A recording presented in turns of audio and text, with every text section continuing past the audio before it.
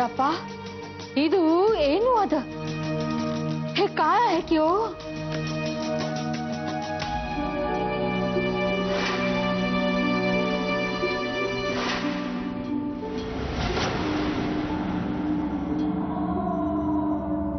ಅಮ್ಮ, ಇದು ಬೀಳು ನೀರು ಬರ್ತೆ.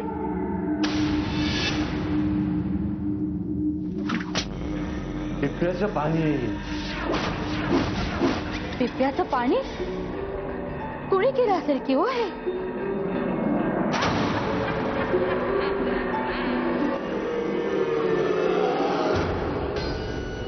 अम्मा, हे तिचं काम तर नसेल ना?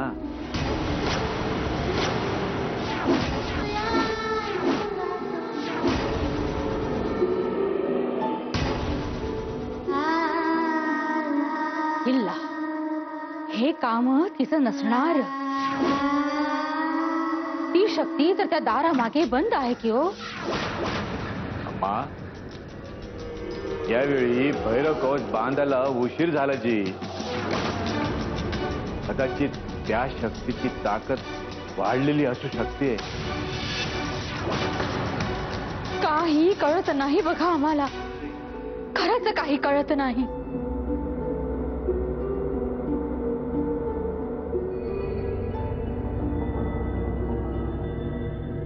तुम्ही इथे काय करत होता?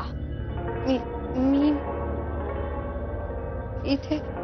तुम्ही वाड्यात रात्रीच्या वेळी एकट्या फिरत होता. तुम्हाला माहित आहे ना, वाड्यात रात्रीच्या वेळी एकट्यानं फिरणं निषिद्ध आहे म्हणून. हो, पण मला आवाज ऐकू आला म्हणून. आवाज? कसला आवाज? पैंजणांचा आवाज. पैंजणांचा आवाज? या वाड्यात पैंजण कोणी घालत नाही हे माहित आहे की हो तुम्हाला. मग कसा गेला पैंजणांचा आवाज?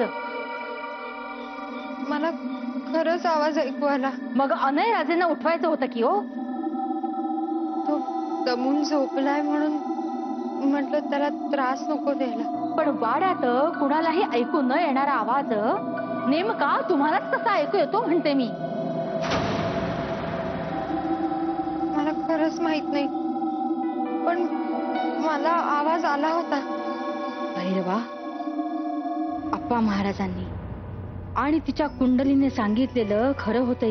देवाचं प्रारब्ध हे आहे की तिने या वाड्याला शापमुक्त करावं.